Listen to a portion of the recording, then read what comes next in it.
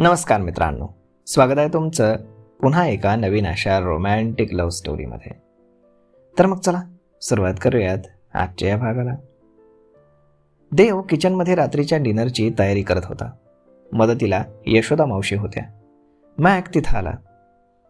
Mac, तुला काही हवंय का? यशोदा मावशी त्याला पाहून बोलल्या. नो, मी काही मदत करू का? तो त्यांच्या जवळ येत बोलला. युअर गेस्ट, आणि आम्ही गेस्टकडनं काम करून घेत नाही, देव बोलला. जावई बापू, यशोदा मावशी त्याला डोळे मोठे करून रोखत बोलली. अतिथी देव भवना मावशी म्हणून म्हटलं, देव बोलला. मॅक बाळा, तूही एवढी भाजी कट कर, मावशी त्याला वाईट वाटू नये म्हणून म्हणाल्या. Why not? मॅक देखील खुश होत बोलला आणि भाजी कट करू लागला. मावशी, माझ्या टेबलवरती फाईल्स होत्या, त्या कुठे आहेत? समीरनं किचन बाहेरून मावशींना आवाज दिला. आले. मावशी लगेचच आत गेल्या. मॅक देवकडे पाहत होता. देव मन लावून त्याचं काम करत होता. तो मॅककडे पाहत जरी नसला तरी त्याला जाणवत होतं की तो त्याच्याकडेच पाहतोय. तू माझ्याकडे असं का पाहतोयस? शेवटी देवनं विचारलं. पाहतोय की प्रेम माणसाला काय काय करायला भाग पाडतं. मग देवनं त्याच्याकडे पाहिलं. मला तुझी आणि गाथाची स्टोरी माहीत आहे. मायानं मला सगळं सांगितलंय. लव्ह स्टोरी म्हण. या, लव्ह स्टोरी. तुमच्या लव्ह स्टोरीवरती एक पिक्चर तयार होईल, मॅक हसत बोलला. Good idea. मी यावरती देखील नक्कीच विचार करेल, देव हसत बोलला. गाथा तुझ्याशी इतकं तुटक वागते, तुझा अपमान करते, तरीही तू सगळं हसतमुखानं सहन करतोयस. तिच्यासाठी घर, तुझं काम सगळं सोडून इथे तू तिचा नोकर बनून राहिलायस. खरंच मानलं तुला, मॅक बोलला. ती माझ्यासोबत जसं वागते ना, तो प्रेमाचाच एक भाग आहे. यातून तिच्या मनातील माझ्याविषयी जो राग आहे तो निघून जाईल. आणि खरं सांगू, मला आवडतं हे सगळं करायला. जेव्हा ती मला माफ करून माझ्या घरी येईल ना, तेव्हा पण मी तिच्यासाठी ही सगळी कामं आनंदानं करणार. You are really a nice person. Gatha खूप लकी आहे.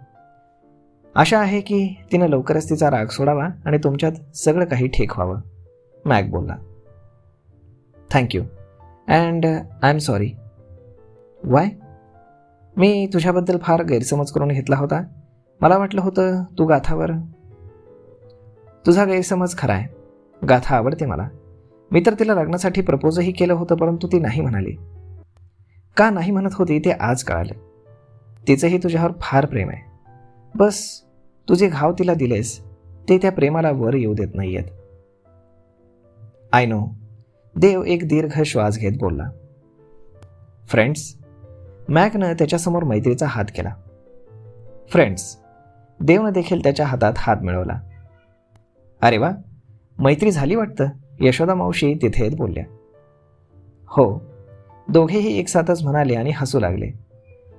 बरं चला, डिनरसाठी सगळे वाट पाहत आहेत, यशोदा मावशी बोलल्या आणि त्यांनी सगळं डिनर डायनिंग टेबलवरती आणून ठेवलं. मावशीनं सगळ्यांना आवाज दिला. समीर, माया, मुलं कुठं आहेत? गाथा आली नव्हती कारण तिला पोटामध्ये जास्त दुखत होतं. गाथा, मावशीनं आवाज दिला. ती झोपली आहे, असू द्या, ती खाईल नंतर, माया बोलली. सगळे जेवत होते. देव ग्रीशाला आणि सत्यमला खाऊ घालत होता आणि हे पाहून समीरनं लटक्या रागात मायाकडे पाहिलं, कारण मुलं देवकडे जास्त राहायची. बरं आहे ना, तुझं एक काम कमी झालं, माया हळूच हसत बोलली. त्यांचं प्रेम कमी होऊ नये म्हणजे झालं. तो लहान मुलांसारखं ओठ बाहेर काढून त्यांना पाहत बोलला.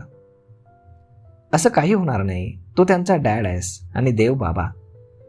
माया देव आणि मुलांकडे पाहत बोलली. मग सगळ्यांचं डिनर झालं आणि देव गाथासाठी जेवणाची प्लेट घेऊन तिच्या बेडरूममध्ये गेला. ती पाय पोटाशी घेऊन झोपली होती. त्यानं तिच्या डोक्यावरनं प्रेमानं हात फिरवला. गाथा, तो प्रेमानं बोलला आणि तिनं डोळे उघडले. डिनर? तो पुन्हा तिच्या डोक्यावरनं हात फिरवत बोलला. अजूनही त्रास होतोय, नको मला, ती डोळे बंद करत बोलली. जेवढं जाईल तेवढं खा आणि ही मेडिसिन घे, आराम पडेल. प्लीज, ती झोपेतच बोलली. गाथा उठ. त्यानं तिला जबरदस्ती उठवलं आणि ती वैतागून त्याच्याकडे पाहू लागली. एवढं खाऊन झोप, नंतर तुला अजिबात डिस्टर्ब करणार नाही. तो तिच्यासमोर घास पकडून बोलला. तिनं त्याच्या हातून प्लेट घेतली पण त्याला दिली नाही. मी भरू? त्यानं विचारलं. नो थँक्यू असं म्हणत त्यानं तिच्या बोलण्याला इग्नोर करत एक घास घेऊन तिच्या समोर केला. ती त्याच्याकडे चिडून पाहत होती. खा ना, तो ओठांचा अगदी चंबू करून बोलला आणि तिनं आ केला. त्यानं लगेच घास भरवला. आता मला भरव ना. नो ती बोलली. प्लीज, मला पण भूक लागली आहे ना, तो अगदी क्यूट फेस करून बोलला. तिनं मग त्यालाही घास भरवला. त्याचा हा बदललेला स्वभाव असं तिच्यावर जबरदस्ती करणं तिला चीड आणणं, पण ती आता काही करू शकत नव्हती. तिला त्याला नाही म्हणायचं होतं, परंतु त्याला विरोध करायचा होता. पण जेव्हा जेव्हा ती त्याच्या डोळ्यात पाहायची, तिच्यासाठी प्रेम, काळजी तिला दिसायची आणि तिचा विरोध तिथेच गळून पडायचा. आणि नंतर तिला तिच्या वागण्याचं आश्चर्यही वाटत होतं. दोघांनी मिळून प्लेटमधलं सगळं जेवण संपवलं. त्यानं तिला मेडिसिन्स दिले आणि गरम पाण्याची पिशवी पुन्हा तिच्या ओटीपोटाजवळ ठेवून तिला नीट झोपवलं. आता शांत झोप, ग्रीशाला मी माझ्यासोबत झोपवतो असं म्हणून त्यानं तिच्या कपाळावर आपले ओठ टेकवले आणि प्लेट घेऊन तो रूमच्या बाहेर गेला. घडलेल्या घटनांमुळे त्याला खरंच खूप पश्चाताप होत होता, हे तिलाही दिसत होतं. त्याच्या विचारांमध्ये तिनं डोळे मिटले. इकडे हॉलमध्ये सोफ्यावरती ग्रीशा देवच्या अंगावरती पडून झोपली होती आणि देव तिला थोपटत होता. बाबा, माऊ लवकर झोपली, मला गुड नाईट किसी पण नाही दिली, ती बोलली. माऊची तब्येत थोडी बिघडली आहे ना, म्हणून बाळा. ओह, मी तिला पाहून येऊ का? तिला डिस्टर्ब होईल ना बाळा, पण मी हळूच पाहते. ठीक आहे, जा. ग्रीशा एकदम चोर पावलांनी हळूहळू मांजरीसारखी गाथाच्या बेडरूममध्ये आली. गाथा डोळे बंद करून झोपली होती. ग्रीशानं तिच्या हातावरती किस केलं आणि हळूच आवाजात गुड नाईट म्हणून पुन्हा चोर पावलांनी बाहेर आली. झालं समाधान? देव बोलला. हो, ती देखील गोड हसून बोलली. Now come and sleep. देवनं तिला पुन्हा त्याच्या अंगावर घेतलं आणि थोपटू लागला. तीही त्याला थोपटत होती आणि पाहता पाहता दोघेही बापलेक झोपून गेले. मध्यरात्र उलटून गेली होती. गाथाला अचानक जाग आली. तिनं डोळे उघडले आणि आजूबाजूला पाहिलं तर ग्रीशा नव्हती. तिला समजलं ती देवसोबत असेल. ती लगेच बाहेर आली. हॉलमध्ये दोघेही गाढ झोपी गेले होते. देवला आधीच सोफा पुरत नव्हता, त्यात अंगावर ग्रीशा झोपली होती. त्याला त्रास होईल म्हणून तिनं हळूच ग्रीशाला त्याच्या अंगावरनं घेतलं आणि तिला बेडरूममध्ये नेऊन झोपवलं.